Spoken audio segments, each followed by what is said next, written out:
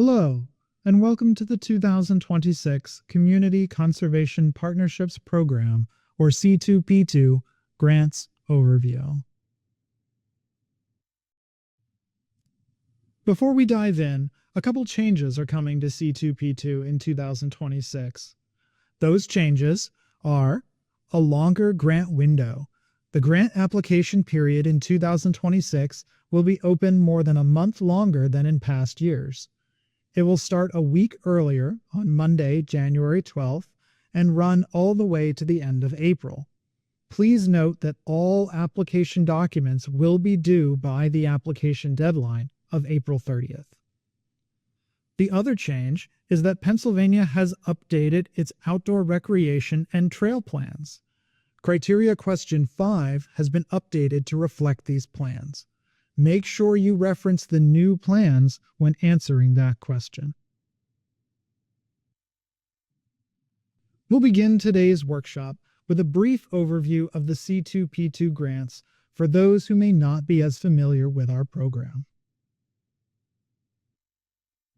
DCNR's Bureau of Recreation and Conservation administers the C2P2 grants. Our mission is all about building partnerships that improve Pennsylvania's natural, heritage, and recreational opportunities. The primary way we do that is through partnering with people like you through grants and technical assistance.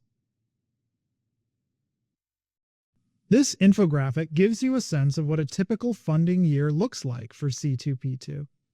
In 2024, the program awarded grants to more than 300 projects, including improvements to more than 100 local parks, 36 trail projects, and the acquisition of 6,800 acres of land for critical habitat and public recreation. C2P2 funds a wide variety of local recreation and conservation projects. Park rehabilitation, trail construction, land purchases, and community tree planting are just a few examples of the many kinds of projects we can help fund. We'll explore all these project types later in this presentation and in the breakout session videos. Eligible applicants include municipalities of any type, municipal agencies such as municipal authorities, councils of government, and intergovernmental commissions.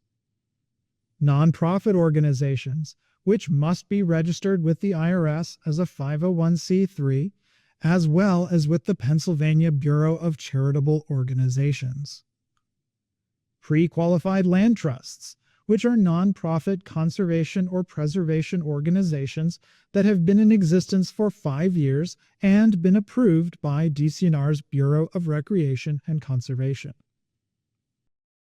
And finally, for-profit businesses, which are only eligible in limited cases, such as our PA recreational trails, snowmobile, and ATV funding.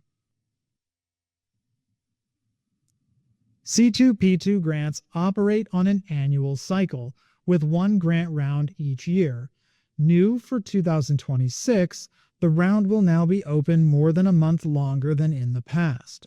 The 2026 grant round opens Monday, January 12th, and closes at 4 p.m. on Thursday, April 30th.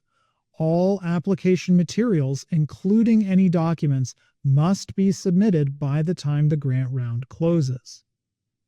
After the grant round closes, DCNR staff score and rank all applications. Awarded projects are typically announced in the fall. Our grants are funded from a mix of state and federal sources. You do not need to select a funding source when you apply. We match up funding sources with the projects that fit them. Currently, state and federal funding that DCNR administers is stable. Even so, we still want to briefly acknowledge our funding sources. Without these funds, we couldn't offer these grants. The legislation creating these funding sources typically sets any match requirements. Nearly all our grants do require match. Most projects require a 50-50 or dollar-for-dollar match. There are some exceptions, which we'll mention later. match only counts if it is spent during the grant agreement period. Match is not eligible if you spend it before the grant agreement period starts. Match must be secure when you apply. Be sure to include support letters showing proof of match along with your application. What is eligible as match? Match can be cash, non-cash, or a mix of the two. For cash match, most federal, local, and private funds are eligible. Even other state sources are often eligible, as long as they aren't coming from other DCNR funds. PennDOT and DCED grants are common examples. As for non-cash, sources might include your in-house staff time and equipment, volunteer time, and donations of goods, services, and land. If you have questions about the eligibility of a particular match source, consult the eligible cost policy for the project type you want to apply for. You should also ask your regional advisor. We'll talk about them next. Your Bureau of Recreation and Conservation Regional Advisor is your first point of contact for help about any of our grant and technical assistance programs. Your first step when applying to us for funding should be to contact your regional advisor. This map shows the regional advisors for each county.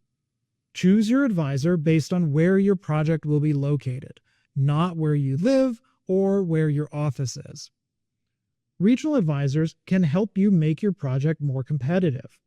They can conduct a site visit and provide technical assistance, network you with other people who have done similar projects, direct you to other DCNR staff as needed, and of course, answer questions and help resolve issues. After you've spoken to your regional advisor about your project, where do you go next? Our DCNR Grants Customer Service Portal. All applicants must apply using the electronic grant application located on the portal. The portal is also a great place to find technical information, including policies, guidance documents, and templates. The portal is available by going to apps.dcnr.pa.gov/grants. We've talked in general about our grant program. Let's now dive into what we fund in each of our program areas. One of the first questions you'll be asked when applying is, which program are you applying for? Different program areas ask different application questions, so it's important to pick the one that fits best with your project. If you aren't sure which program area to apply under, discuss it with your regional advisor. We receive more applications for development than for any other project type. Development projects can include both construction of new recreation and park facilities, as well as the rehabilitation of existing facilities. Some examples of the kinds of sites we fund are on the slide. All facilities must be open to the public. Development projects are sometimes phased over multiple rounds of funding. However, each phase must have recreational value and create a complete and usable project. Municipalities with fewer than 5,000 people can apply for a special kind of development grant called a Small Communities Grant. Small Communities Grants have lower match requirements than typical development grants. The primary focus of these grants is rehabilitation or new development of basic outdoor recreation and park facilities that are open to the public. Common projects include playgrounds and pavilions with ADA access. The grant request can range from $60,000 to $100,000. Match is unique for these projects. The first $30,000 of the grant request requires no match. Every dollar above that requires dollar-for-dollar match. The chart on this slide can help you identify the required match for a given grant request. Planning grants help applicants create an implementable plan with strong public input to guide future investments. A list of common plan types that we fund are on the slide. These plans establish short and long-term goals, provide a roadmap to implementation, outline roles and responsibilities, and build public support for projects and funding requests. Acquisition grants help purchase land and rights of way. Purchases can be in fee or a permanent easement. Grants can help acquire land for natural areas, open space, and critical habitat, as well as for active parks with typical amenities like ball fields and playgrounds. Be aware that property acquired and developed with funds through this program will need to be protected from conversion to non-recreation or conservation uses. Trail projects support the planning, acquisition, development, and rehabilitation of trails and trail facilities. They can also support trail education programs and equipment purchases. Trail project costs should emphasize trails and trail facilities, such as trailheads, comfort stations, and signage. Projects where a trail is part of a broader park renovation, such as loop trails, should apply for development funding, not trail funding. Trails funded under this program area can be motorized or non-motorized. ATV and snowmobile projects focus specifically on ATV and snowmobile trails and trail facilities. These projects are unique because they're funded from a unique funding source, the fees riders pay to register their ATVs and snowmobiles. Because of these unique funding sources, the rules for these projects are a little different from most of our grants. No match is required for these grants, but it is encouraged. These grants are also some of the only projects we fund where for-profit businesses are eligible. ATV and snowmobile grants also have unique funding rounds. In 2026, those rounds are February 2nd through March 31st and August 3rd through September 30th. Rivers Conservation funds water-based recreation and conservation projects. Examples of the types of projects funded are on the slide. Priorities are those that implement an existing rivers conservation plan. Rivers projects cover a variety of grant types, so they don't have their own category in the grants portal. Instead, you should apply under the category that best fits your overall project, such as development, planning, etc. There will be an option during the application process to mark your project as a rivers project. If you're interested in a rivers project, we recommend that you watch the development breakout video for more information on development projects in general, then watch the rivers breakout video for more detailed information. Community and watershed forestry can fund riparian forest buffers, lawn to habitat projects, and urban and community forestry. One application can support multiple planting sites. However, each application should be focused on a specific project type. Only 20% match is required for these grants. The percent is calculated based on the total project cost, which is the sum of your grant request and match. Please note that this program is meant for community and watershed forestry practices only. If your project will include other scope items, such as recreation amenities or fishing access, you should apply as a rivers project instead. Our last program area is partnerships. Partnership grants support statewide and regional initiatives. These initiatives are diverse and may include education programs, special purpose planning, and mini-grant programs, among other activities. One application can support multiple scope of work items. Partnerships also includes smaller, local capacity building grants through the peer and circuit rider programs. If you're interested in those grants, a video is available on DCNR's YouTube channel. Now that you're familiar with our program areas, let's discuss the grant application itself and some tips for completing it. Let's start with some basic do's and don'ts for grant application success. For the do's, call or set up a site visit with your regional advisor. It's never too early to do this. You can even do it before the grant round opens. Regional advisors get busier as the grant round goes on, so if you wait too long to contact them, they may not be able to visit your site. Examine the whole application early. There is nothing worse than finding out at the last minute that you forgot a required document or don't understand how to answer a question. Plan for and allow sufficient time to obtain all required documents by the application deadline. We need all application documents by the closing date of the grant round. Some examples include resolutions, appraisals, and site development drawings. It's important to build in time to get these documents, since some of them rely on the availability of other people to complete. Use the blue question mark icons located throughout the grant application. Clicking on these icons will open windows with more information and links to help you. Work with a professional to design your project and develop accurate cost estimates. Write with the reviewer in mind. We review a lot of applications in a short time. The easier it is for us to find the information we're asking for, the better it is for your application.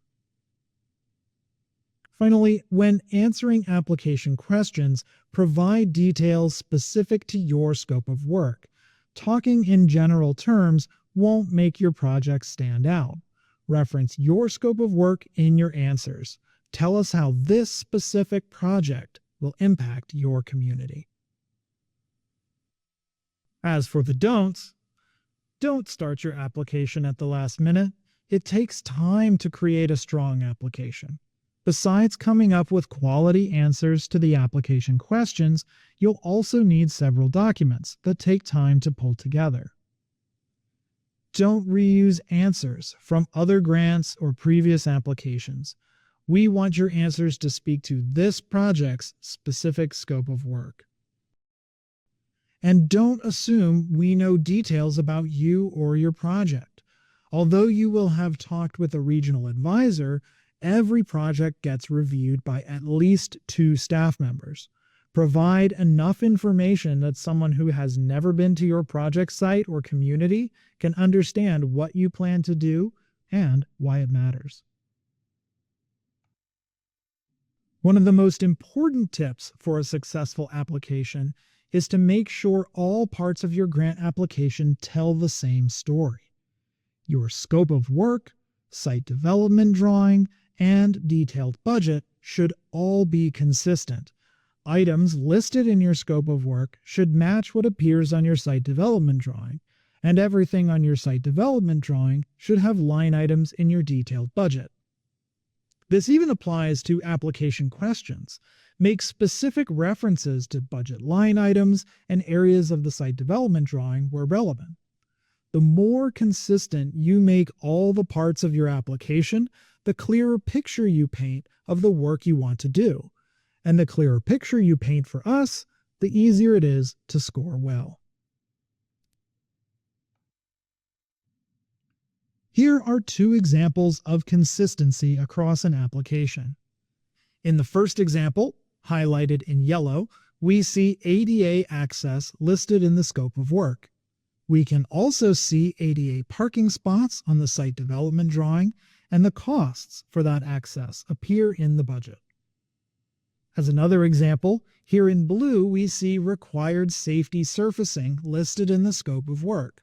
On the site development drawing, we see where that safety surfacing will be installed, and over on the budget, we see the cost associated with installing it. Another crucial part of a successful application is to make sure your project is ready to go. Each program area has its own ready-to-go checklist with requirements that are specific to the kinds of projects it funds. It's crucial that you understand this list. In particular, note the items with asterisks. These items determine the ready-to-go status of your project. Make sure you provide them in your application. Remember that we've extended the grant application period starting in 2026 to give you more time to get all these items in place. Make sure you have all these items submitted before the grant round closes. Be sure to plan ahead with documents that can take some time to pull together, such as resolutions and site development drawings. Prior to submitting your application, you can check in with your regional advisor to ensure your application is complete. They can help you identify if you're missing critical documents. Ready to go status is worth 15 of the application's 100 points. If your application is missing any of these items, your project may be determined not ready to go. If your project is determined not ready to go, most likely your project will not be funded. A ready-to-go item for most project types is a report from the Pennsylvania Natural Diversity Inventory, or PNDI. You can use the Pennsylvania Natural Heritage Program's Conservation Explorer tool to request this report. A tutorial video is available using the link shown on the slide. Note that the Pennsylvania Explorer tool can produce two reports. The Conservation Planning Report includes little information. We do not accept that report. The report we need is the PNDI Environmental Review. This review has a $40 fee, which is waived for municipalities. These reports are good for 2 years. Note that this report is often referred to as a receipt. Applicants sometimes get confused and think we want the receipt showing they paid for a report. We need the actual report, not the payment receipt for it. If your report lists a potential impact, you can still apply. You do not need to resolve the impact at the time of application. Something else to keep in mind when completing your application are our program priorities. Applications should support the priorities, recommendations, and actions outlined in the new Pennsylvania Statewide Comprehensive Outdoor Recreation Plan and the following program-specific priorities. For planning and development, we're looking for projects that rehabilitate existing parks and recreation facilities and that improve equity in access. We'll talk more about what that means on the next slide. For land conservation and stewardship, we want to conserve and protect critical habitat, climate-resilient lands, forested watersheds, wetlands, and riparian corridors. We also want to create critical connections between public or conservation lands. For trails, we are focused on closing identified priority trail gaps and implementing the new Pennsylvania Land and Water Trail Network Strategic Plan. Finally, for rivers and watershed forestry, we want projects that enhance public access to waterways and/or improve waterways and watersheds through community tree planting and riparian forest buffers. What does it mean to improve equity in access? A department goal is to increase the number of Pennsylvanians who have access to outdoor recreation within 10 minutes of their homes. To achieve that goal, DCNR partnered with the Trust for Public Land and We Conserve PA to identify areas in need of additional recreation opportunities. Projects that occur in areas marked as high or medium need on the map can receive additional consideration during scoring. Maps are available for a 10-minute walk to outdoor recreation in general, a 10-minute drive to trailheads, and a 10-minute drive to recreational water access. All the maps are available by visiting Pennsylvania's Outdoor Recreation Plan webpage. A video tutorial is available that walks you through how to use them. You can use these maps to improve your application. Several application questions relate directly to the information found on these maps. In question 1, the maps can help you identify needs associated with your project and the surrounding neighborhood. Be sure to call out if your project will take place in a medium or high need area. In question 3, the maps can help you demonstrate that your project will improve close-to-home recreation access. And in question 5, the maps can help you show that your project meets a bureau priority of supporting work in medium or high need areas. Let's now go through those application questions one by one. These questions are what we use to score and rank your application. Grant applications are scored out of a maximum of 100 points. Our grant program is competitive, so every point matters. Answer questions succinctly but thoroughly. Make sure your answers align with your scope of work, site development drawing, and your detailed budget. If you don't know how to answer a particular question, click on the blue question marks located next to each question. These question marks open a new window with additional information and resources. You can also contact your regional advisor. Criteria questions require written answers, so consider drafting your answers first in a word processing software. Use that document for editing, and then copy and paste the final text into these boxes. Text formatting is limited in the grants portal, so you may need to get creative to call out certain things in your answers. For example, the use of all caps may help you mark different sections of your response. Question 1 reads, briefly describe your project needs, benefits, and urgencies, and how they will be addressed through your proposed scope of work. Notice that we ask for 3 things in this question: needs, benefits, and urgencies. For full points, you need to discuss all 3. This question alone is worth 1/4 of all the points in your application. Be sure to give it the attention it needs. Common high-scoring answers for this question are often at least a page in length. So how do you handle this behemoth of a question? One effective strategy is to make needs, benefits, and urgencies each their own section in your response. For needs, we want to know not just why your project is needed, but how that need was identified.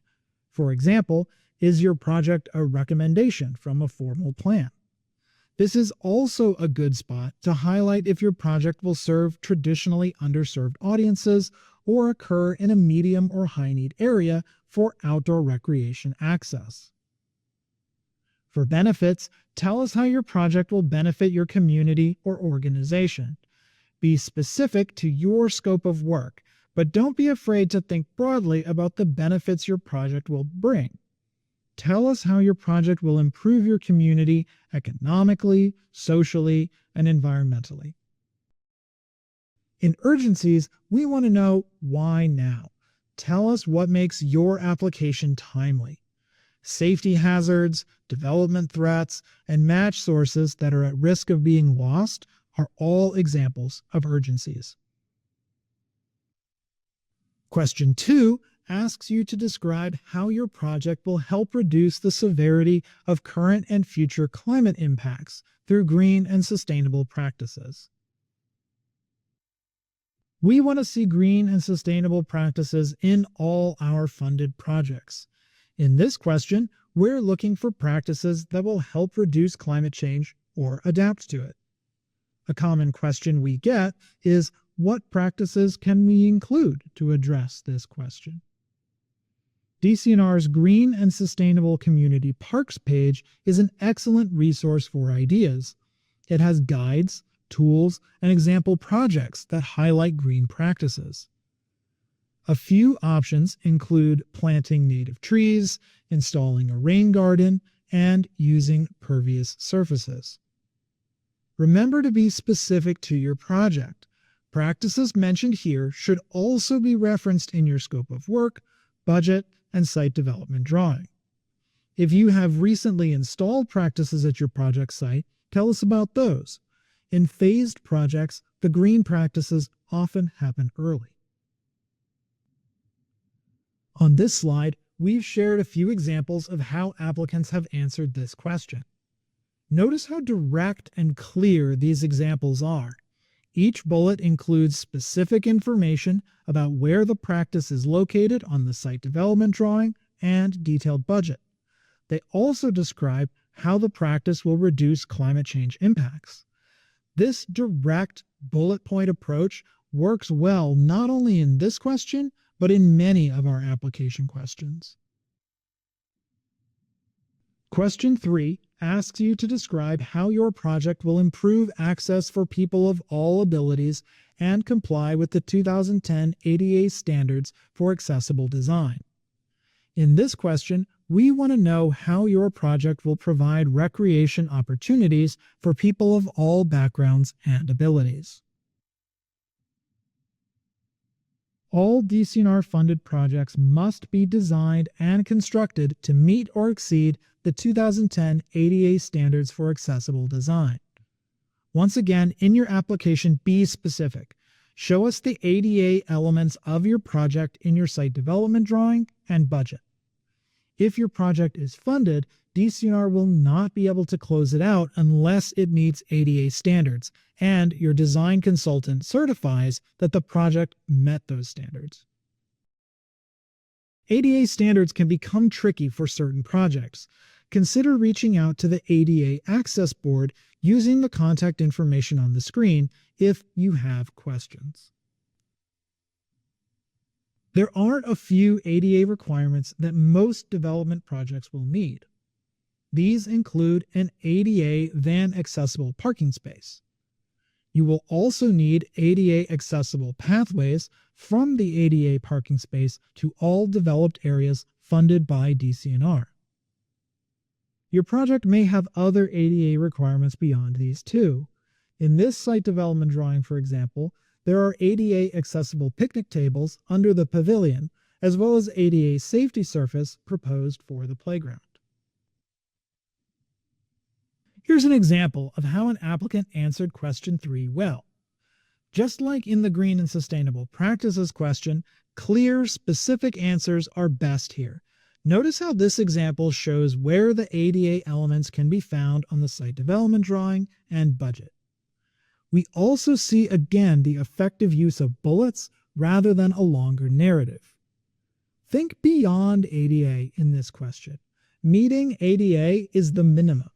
Show us how you're making your project inclusive and providing recreation opportunities for everyone to enjoy. For example, this applicant describes how their project will create a playground in a high-need area that lacks recreation access. It also features inclusive play elements. If you're applying for an acquisition project, your question 3 will be different.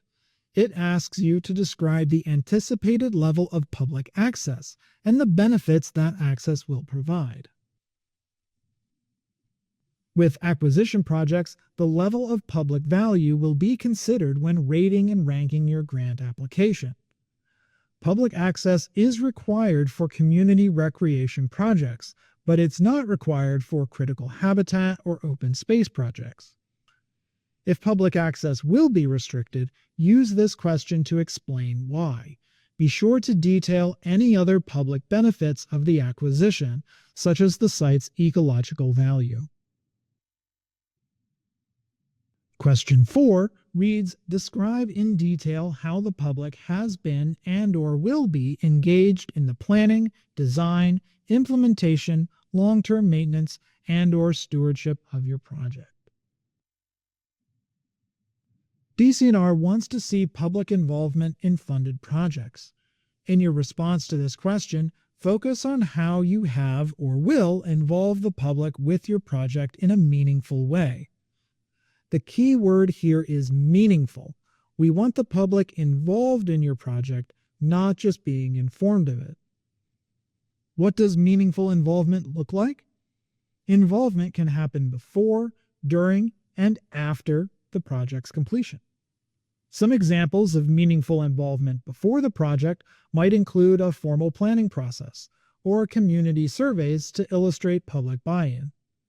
During and after the project, consider involving the public through community build days or maintenance support by local organizations.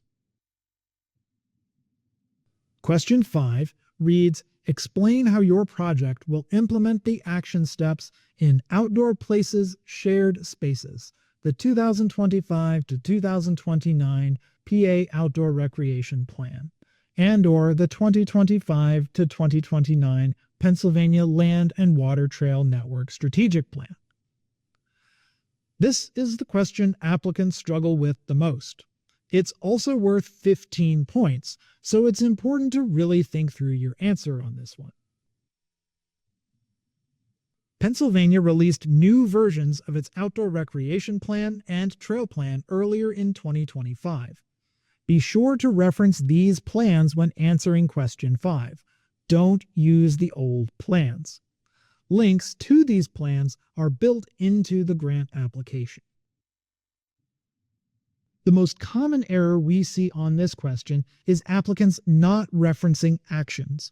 To get full points, your response needs to tell us how your project will advance 3 actions. You can find the actions on pages 93 to 97 of the plan. Specificity is your friend here.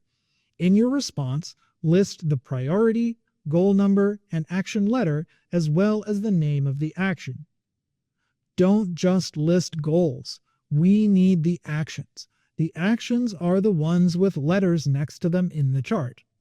The plan has more than 50 actions, so odds are there are a few that your project will benefit. Here's a visual to help show how the plan is divided.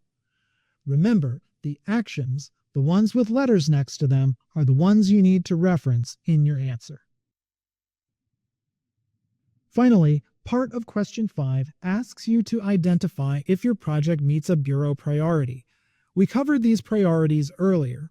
If your project will meet one or more of these priorities, be sure to explain how it will do that in your response to question 5.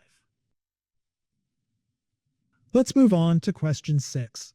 The exact wording of question 6 will vary depending on what type of funding you're applying for, but they all deal with maintenance or sustainability of your project in one way or another. The text on the screen is for development projects, so it asks about how the site will be maintained and kept in reasonable repair. Key items to address in this question include who will maintain the project. Tell us if you have staff and how many. If you rely on volunteers or a partner organization, explain how that relationship is set up. Include a commitment letter from your partner to demonstrate their role. What tasks need to be performed? Describe the tasks and how often they will occur. If you have a written maintenance or stewardship plan, upload it. If you don't have one, don't worry about it.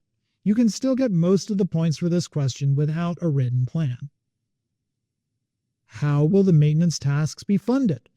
Explain if you have a line item in your budget, an endowment, or other funding mechanism. Here's an example of another version of question 6, this time for planning grants. It reads, describe your capacity to implement the proposed plan or study once it is complete. Let's take a look at how you might answer this version of question 6. We don't want plans that sit on a shelf. So in question 6, show us that you're prepared to implement the plan once it's complete. Some good things to highlight include your ability to fund the plan's recommendations and who on your staff will manage that implementation. You can also describe examples where you have implemented plans in the past. That helps show us that you can follow through on a plan's recommendations. Speaking of implementing plans, the grant application will ask you to identify plans that your project will advance. In your response, include 3 plans that are consistent with your project. If possible, focus on plans where your project is specifically mentioned, especially if it's called out as an early implementation or high priority project. We can accept lots of plans for this question, but do not use the state outdoor recreation plan or trail plan for this question. Those were already addressed back in question 5. Some examples of plans include county greenway plans, river conservation plans, county park and recreation plans, feasibility studies, master site development plans, organizational strategic plans, and many others. For each plan, please provide the name, date, and relevant page numbers, whether your project is listed as a high priority or early implementation, and a brief description of how your project advances the plan. Also, for each plan, you will need to either upload the relevant pages or provide a link to the plan if it is posted online. If you're attaching pages, please only include the relevant pages, not the entire plan. Finally, the last question on the application asks about project partners. These are organizations besides the applicant that will be involved in the project. We're more interested in quality than quantity for partners. Each partner you list should be integral to the success of your project. What kinds of partners can you have? Financial partners provide match in the form of cash, materials, or in-kind service.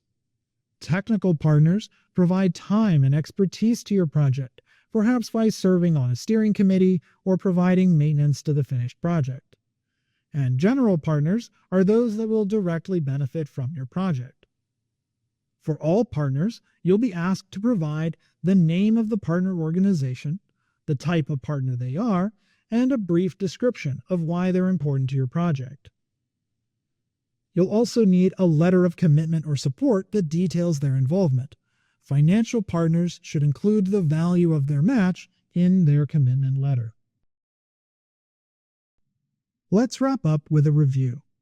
The grant round opens on January 12, 2026. It will close at 4 p.m. on April 30th, 2026. Don't be late. Remember that all application materials, including any documents, must be submitted by this deadline. Contact your regional advisor early. That way you can discuss your project and schedule a site visit. You can connect with them even before the grant round opens. This gives you more time to prepare your application. Finally, if you run into technical issues with the portal, please contact the portal's customer service by calling 1-800-326-7734. Thank you for watching this grant workshop video, and good luck on your application.